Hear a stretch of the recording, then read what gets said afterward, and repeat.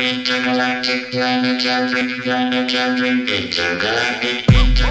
also Nitro nerds, and this is part 4.1. May I help you? Can I help you, sir? What would you like? You want a treat? Is that what you want? All right. Sorry guys, I got a dog here. He's got a sweet tooth, so I always give him a treat when he comes out and watches me wrench. Anyways, where was I at? Oh, this is part 4.1 of our video series, Setup for Bashers. Huh? Okay. Hey, shh, I need you to be quiet. This episode will be about shock springs. The reason it's 4.1 is because part 4 was supposed to be shocks in general. There's no way I'm going to be able to get through, look at this guy. I'm going to be able to get through shocks as a whole in one video. So I thought let's focus just on shock springs. And I'll tell you why. Shock springs are a difference maker. I don't care how you're driving your vehicle. If you're bashing it, you're racing it, doing whatever, just looking at it, doesn't matter. They make a difference.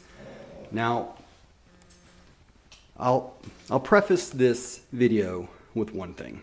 Please do not be the guy who says, I got the blue springs because they looked better on my vehicle. I'll tell you this, if you feel that way and that's what you're about, please go ahead and close the video and move on. Now, if you feel that way, but you're open to learning stuff, this video is just for you. So what's the role? What's the purpose of shock springs? Well, technically, they hold the vehicle up. That's it. It really is it, I promise. That's all they do. They hold the vehicle up. Now, of course, that sounds very minor, holding the vehicle up. But if you really think about it, that's pretty damn important. Because it's not, it just holds it up. I mean, it holds it up when it lands, when it turns and rolls and all that. It is responsible for how the vehicle traverses through any sort of terrain. Be it hard pavement, slick as ice, or construction site with big rocks and ruts and all that kind of stuff. I've learned that the springs play a huge role in that. I've also learned that bashers, for whatever reason, either don't pay a whole lot of attention to their shock springs, or there's a lot of misinformation about it. So let's try to change that. And the reason for that change, because in my opinion,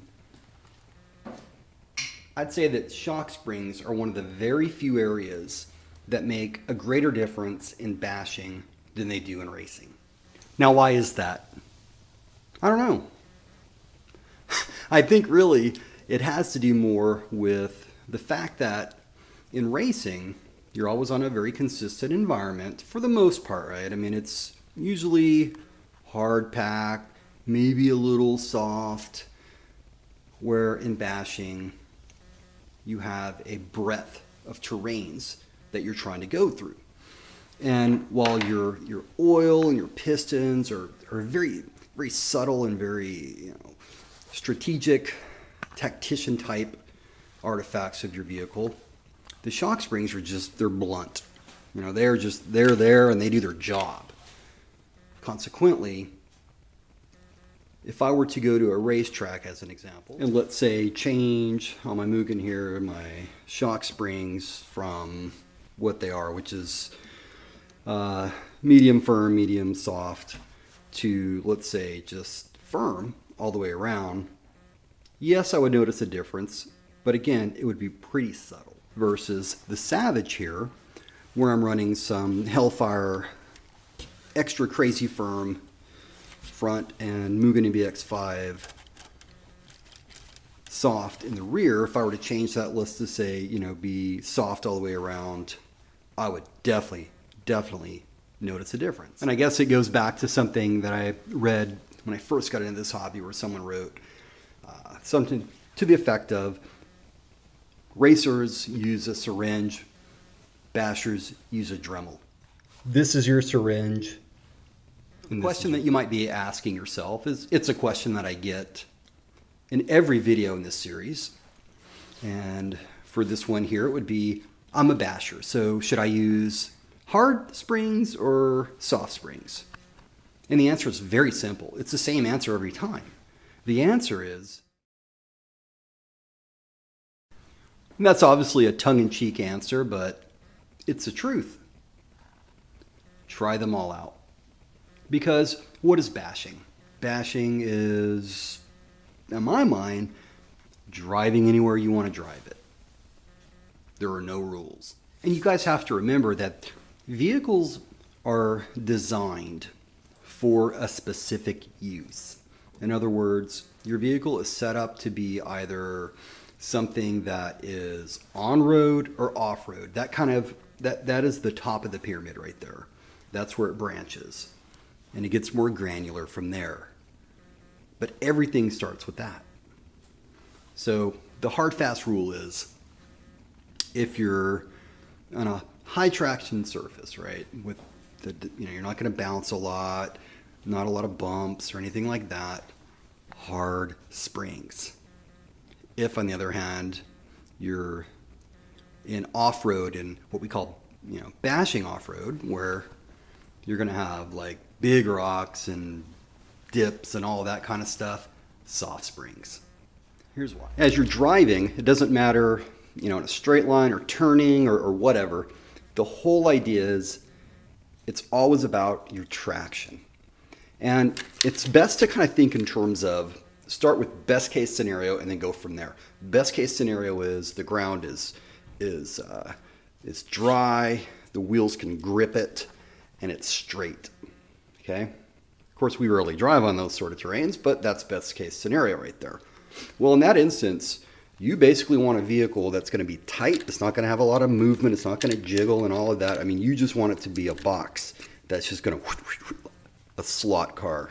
That's a very good analogy. When you see a slot car, you hear the term, it's on rails. You never see it bounce, right?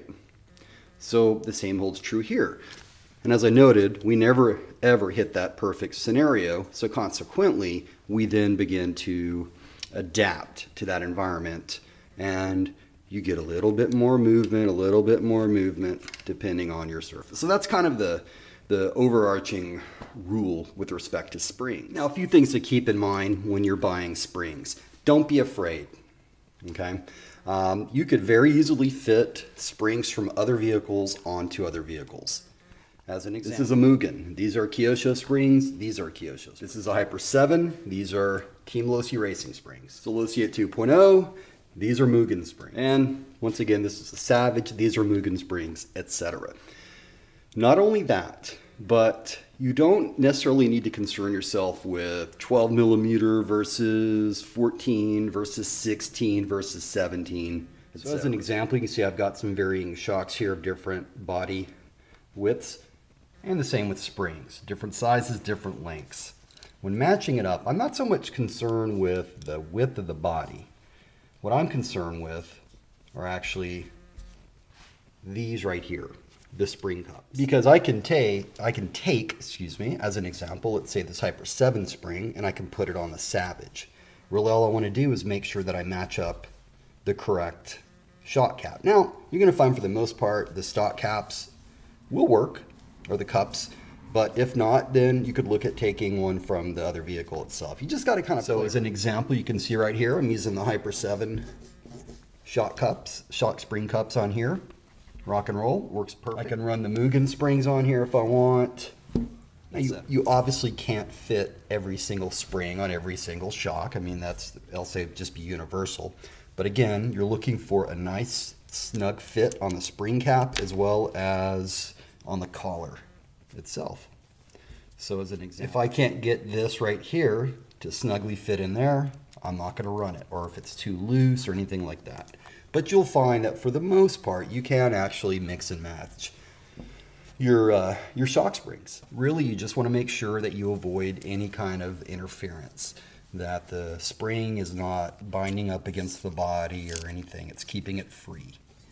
You know, simple test is you put it on. If you squeeze it and you hear it kind of going, you know, like rubbing up against something, check it out. Even if it's the right spring, you obviously want to make sure that everything is flush. Now, one thing Savage specific is you quite often read that people, you know, if they can't do wheelies, they're told that, well, they need firm rear springs. And that's true, but it's not true. First, if you really want to, you know, learn about wheelies with the Savage and how to do it and everything, go ahead and just click this link right here. But make sure you come back to this video. But this link is to something that I wrote that will kind of explain in detail at least how I wheelie.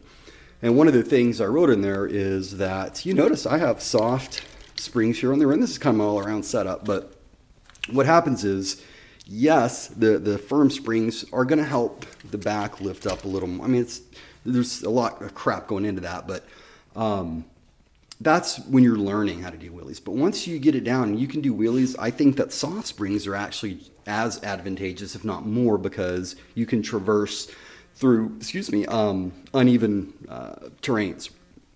Said differently, if you're up and you're wheeling with firm springs, you're going to kind of hop a little bit, but soft ones, you're going to be able to absorb the bumps. Just like if you had all four wheels on the ground, same concept. But the only difference is you've got two, so you have a smaller room for it. So that's going to be pretty much it with respect to shock springs. If you are so inclined, like I said, go ahead and order yourself springs at both ends of the spectrum. So you might go ahead and get like, because most of your vehicles are going to come with medium springs, just kind of a neutral setting. So definitely get firm or soft. I would myself recommend soft. That's just me. If you're only going to get one, get soft and try it out for yourself. I promise you will definitely see a difference. So I appreciate you watching this video. The next part of part 4 will be Shock Earl. And now we're getting into some really important stuff. Unfortunately, I apologize, I couldn't do a running video today because of the weather. Plus, it's shock springs. It's just a little bit difficult to show that, but we're gonna build on this. So next video will be shock oil and springs with it. And you're gonna see some pretty interesting tests. Thanks so much, guys. Have a great day.